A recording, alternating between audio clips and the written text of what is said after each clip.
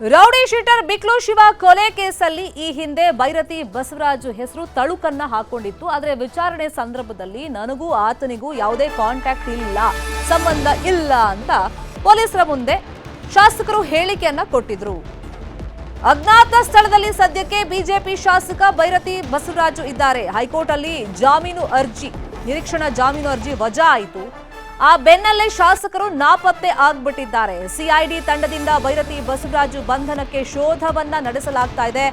ಯಾವುದೇ ಕ್ಷಣದಲ್ಲಾದರೂ ಕೂಡ ಅವರು ಸಿಕ್ಕ ತಕ್ಷಣ ಅವರನ್ನ ಅರೆಸ್ಟ್ ಮಾಡಲಾಗುತ್ತೆ. ಮಫ್ತಿಯಲ್ಲೂ ಪೊಲೀಸರು ಶಾಸಕರಿಗೋಸ್ಕರ ಹುಡುಕಾಟವನ್ನ ನಡೆಸ್ತಾ ಇದ್ದಾರೆ. ಬಂಧನ ಭೀತಿಯಿಂದ ಹಾಗಾದ್ರೆ ಶಾಸಕರು ತಲೆಮರೆಸ್ಕೊಂಡ್ರ? ಬೈರತಿಯ ನಿವಾಸದಲ್ಲೂ ಇಲ್ಲ. ಹಿರಿಯ ವಕೀಲರ ಸಂಪರ್ಕದಲ್ಲಿ ಬೈರತಿ ಬಸವರಾಜ್ ಇದ್ದಾರೆ ಅನ್ನೋ ಮಾಹಿತಿ ಇದೆ. ಸುಪ್ರೀಂ ಕೋರ್ಟ್ ಮೊರೆ ಹೋಗೋದಕ್ಕೆ ಬೈರತಿ ಬಸವರಾಜು ಸಿದ್ಧತೆಯನ್ನ ಮಾಡಿಕೊಳ್ತಾ ಇದ್ದಾರೆ. ವಕೀಲರ ಮೂಲಕ ಮಾತುಕತೆಯನ್ನ ನಡೆಸ್ತಾ ಇದ್ದಾರೆ ಅಂತ ಮಾಹಿತಿ ನ್ಯೂಸ್ 18ಗೆ ಲಭ್ಯವಾಗಿದೆ. ಒಟ್ಟಲ್ಲಿ ಅಜ್ಞಾತ ಸ್ಥಳದಲ್ಲಿ ಶಾಸಕರು ಸೇರ್ಕೊಂಡ್ಬಿಟ್ಟಿದ್ದಾರೆ. ಇದರಿಂದ ಒಂದಿಷ್ಟು ಅನುಮಾನಗಳಂತೂ ವ್ಯಕ್ತವಾಗುತ್ತೆ. ವಿಚಾರಣೆ ಸಂದರ್ಭದಲ್ಲಿ ಹಾಗಾದ್ರೆ ಶಾಸಕರು ಸುಳ್ಳು ಹೇಳಿದ್ರ? ಇನ್ನು ಫೋಟೋ ವಿಷಯವಾಗಿನೂ ಕೂಡ ಒಂದಿಷ್ಟು ಚರ್ಚೆಗಳು ನಡೀತಾ ಇತ್ತು. ನಾನು ಶಾಸಕರಾಗಿರೋದ್ರಿಂದ ಸಾಕಷ್ಟು ಜನ ಬರ್ತಾರೆ, ಫೋಟೋ ತಗೊಳ್ತಾರೆ, ಅದಕ್ಕೂ ಇದಕ್ಕೂ ಲಿಂಕ್ ಹೆಂಗ್ ಮಾಡ್ತೀರಾ ಅಂತೆಲ್ಲ ಪ್ರಶ್ನೆಗಳನ್ನ ಮಾಡಿದ್ರು ಈ ಹಿಂದೆ. ಇದೇ ವಿಷಯವಾಗಿ ಇನ್ನಷ್ಟು ಡೀಟೇಲ್ ಆಗಿ ಇನ್ಫಾರ್ಮೇಶನ್ ಕೊಡ್ತಾ ಹೋಗೋದಕ್ಕೆ ನೇರ ಸಂಪರ್ಕದಲ್ಲಿ ಕನೆಕ್ಟ್ ಆಗಿದ್ದಾರೆ ನಮ್ಮ ರಿಪೋರ್ಟರ್ ಗಂಗಾಧರ್ ವಾಗಟ.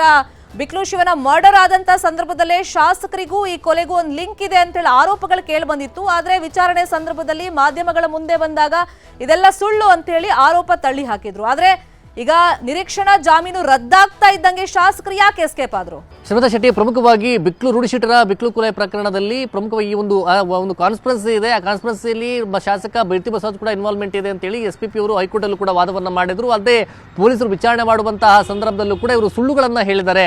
ಯಾಕಂದ್ರೆ ಇವರು ಸಂಪರ್ಕದಲ್ಲಿರುವಂತಹ ಟೆಕ್ನಿಕಲ್ ಎವಿಡೆನ್ಸ್ ಆಗಿರ್ಬೋದು, ಸಾಕ್ಷ್ಯಗಳು ಕೂಡ ಸಿಕ್ಕಿದೆ. ಯಾಕಂದ್ರೆ ಅವರನ್ನ ಬಂಧನ ಮಾಡಬೇಕು ಅಂತೇಳಿ ಎಸ್ಪಿಪಿ ಅವರು ಹೈಕೋರ್ಟ್ ಅಲ್ಲಿ ಕೂಡ ಒಂದು ವಾದವನ್ನ ಮಾಡಿದ್ರು. ಯಾಕಂದ್ರೆ ನಿರೀಕ್ಷಣಾ ಜಾಮೀನಿಗೆ ಅವರು ಅರ್ಜಿ ಹಾಕೊಂಡಂತಹ ಸಂದರ್ಭದಲ್ಲಿ ಈ ಮಧ್ಯಂತರ ಆದೇಶವನ್ನ ತೆರವು ಮಾಡಬೇಕು, ಈ ಒಂದು ಅರ್ಜಿಯನ್ನು ವಜಾ ಮಾಡಬೇಕು ಅಂತೇಳಿ ಅವರು ಒಂದು ವಾದವನ್ನ ಮಾಡಿದ್ರು. ಈ ನಿಟ್ಟಿನಲ್ಲಿ ನಿನ್ನೆ ಹೈಕೋರ್ಟ್ ಕೂಡ ಅವರ ನಿರೀಕ್ಷಣಾ ಜಾಮೀನನ್ನು ಅರ್ಜಿ ವಜಾ ಮಾಡಿರುವಂತದ್ದು. ಆದ್ರೆ ಕಳೆದ ವಾರ ಅವರು ಸೆಷನ್ಗೆ ಅಂದ್ರೆ ಬೆಳಗಾವಿ ಅಧಿವೇಶನದಲ್ಲಿ ಭಾಗಿಯಾಗಿದ್ರು. ಆದ್ರೆ ಈ ವಾರ ಅವರು ಅಧಿವೇಶನದಲ್ಲಿ ಭಾಗಿಯಾಗಿರಲಿಲ್ಲ. ಬೆಳಗಾವಿಗೆ ಹೋದಂತವರು ರಿಟರ್ನ್ ಎಲ್ಲೂ ಹೋದ್ರು ಅನ್ನೋದು ಕೂಡ ಯಾರಿಗೂ ಕೂಡ ಅದ್ರ ಬಗ್ಗೆ ಮಾಹಿತಿ ಇಲ್ಲ.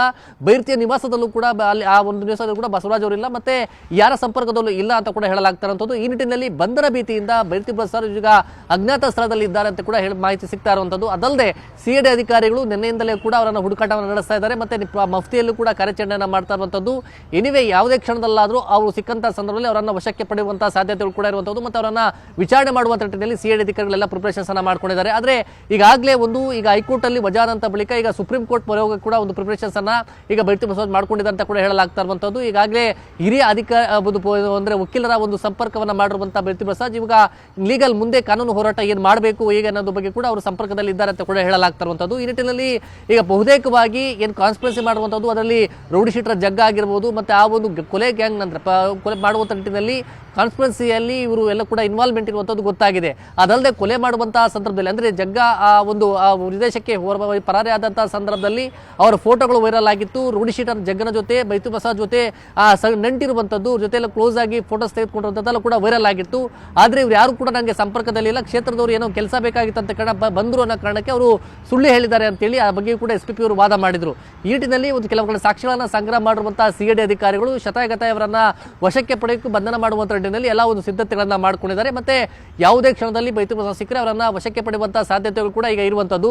ಒಟ್ಟಾರೆಯಾಗಿ ನಿನ್ನೆ ಒಂದು ಅರ್ಜಿ ವಜಾ ಆದಂತ ಬಳಿಕ ಈಗ ಅವರೀಗ ಸುಪ್ರೀಂ ಕೋರ್ಟ್ ಮೊರೆ ಹೋಗಕ್ಕೆ ಎಲ್ಲ ಒಂದು ಸಿದ್ಧತೆಯನ್ನ ಮಾಡ್ಕೊಂಡಿದ್ದಾರೆ. ಆದ್ರೆ ಬೈರತಿ ಬಸವರಾಜ್ ಎಲ್ಲಿದ್ದಾರೆ ಅನ್ನೋದು ಈಗ ಒಂದು ನಿಗೂಢತೆ ಇರುವಂತದ್ದು, ಯಾರ ಸಂಪರ್ಕದಲ್ಲಿಲ್ಲ. ಮತ್ತೆ ನಿನ್ನೆ ಕೇರ್ಪುರಂ ವಿಧಾನಸೌಧದಲ್ಲಿ ಅವರ ಆತ್ಮೀಯರ ಒಂದು ಬರ್ತ್ಡೇ ಕಾರ್ಯಕ್ರಮ ಇತ್ತು.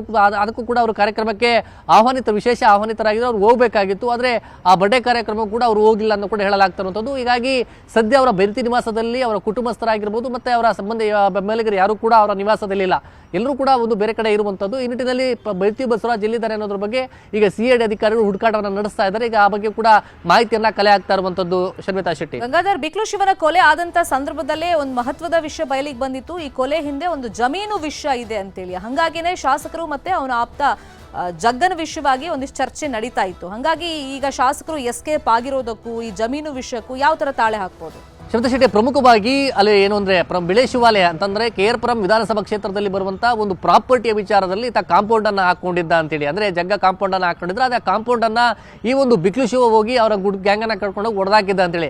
ಆದ್ರೆ ಅದೇ ಒಂದು ಪ್ರಾಪರ್ಟಿಯ ವಿಚಾರದಲ್ಲಿ ರೌಡಿ ಶೀಟರ್ ಜಗ್ಗ ಅಂಡ್ ಈ ಒಂದು ಬಿಕ್ಲು ಶಿವನ ನಡುವೆ ಸಾಕಷ್ಟು ಜಗಳಾಟೆಗಳಾಗ್ತಾ ಇತ್ತು, ಮತ್ತೆ ಆ ಬಗ್ಗೆ ಕಂಪ್ಲೇಂಟ್ ಕೂಡ ಆಗಿತ್ತು. ಆದ್ರೆ ಇದೇ ಪ್ರಾಪರ್ಟಿಯ ವಿಚಾರದಲ್ಲಿ ಶಾಸಕ ಬೆಳ್ತಿ ಪ್ರಸಾದ್ ಕೂಡ ಅವರು ಒಂದು ಒಳಸಂಚನ ರೂಪ ಮಾಡಿದ್ದಾರೆ ಅಂತೇಳಿ, ಮತ್ತೆ ಇವರೇ ರೌಡಿ ಶೀಟರ್ ಜಗ್ಗನ ಜೊತೆ ಮಾತನಾಡಿ ಮತ್ತೆ ಅವರ ಟೀಮ್ ಜೊತೆ ಮಾತನಾಡಿ ಈ ಒಂದು ಕೊಲೆಯನ್ನ ಮಾಡಿಸಿದ್ದಾರೆ ಅಂತ ಗಂಭೀರವಾದಂತಹ ಆರೋಪಗಳು ಆ ಸಂದರ್ಭದಲ್ಲಿ ಕೇಳಿ ಬಂತು. ಆದ್ರೆ ಈ ವಿಚಾರಕ್ಕೆ ಸಂಬಂಧಪಟ್ಟಂತೆಯೇ ಅವರು ಅಂದ್ರೆ ಅವ್ರ ತಾಯಿ ಅಂದ್ರೆ ಬಿಕ್ಲು ಶಿವನ ಅವರ ತಾಯಿ ಕೂಡ ಒಂದು ಸ್ಟೇಟ್ಮೆಂಟ್ ಅನ್ನ ಕೊಟ್ಟಿದ್ರು.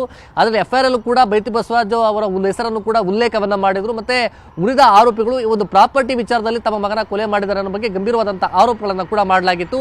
ಆದ್ರೆ ಆ ಪೊಲೀಸರ ವಿಚಾರಣೆಯ ಸಂದರ್ಭದಲ್ಲಿ ರೌಡಿ ಶೀಟರ್ ಜಗ್ಗನಿಗೂ ತನಗೂ ಯಾವುದೇ ರೀತಿಯ ಸಂಬಂಧ ಇಲ್ಲ, ಯಾವುದೇ ಪ್ರಾಪರ್ಟಿ ವಿಚಾರದಲ್ಲಿ ನಾನು ಹೋಗಿಲ್ಲ ಅನ್ನೋ ರೀತಿಯಲ್ಲಿ ಅವರು ಸ್ಟೇಟ್ಮೆಂಟ್ ಅನ್ನ ಬೆಳ್ತಿ ಪ್ರಸಾದ್ ಕೊಟ್ಟಿದ್ರು. ಅಂದ್ರೆ ಭಾರತೀನಗರ ಪೊಲೀಸ್ ಠಾಣೆಗೆ ವಿಚಾರಣೆಗೆ 2 ದಿನ ಹಾಜರಾದಂತಹ ಸಂದರ್ಭದಲ್ಲಿ ಅವರು ಕೂಡ ನಮಗೆ ಯಾವುದೇ ರೀತಿ ಸಂಬಂಧ ಇಲ್ಲ ಅಂತ ಹೇಳಿದ್ರು.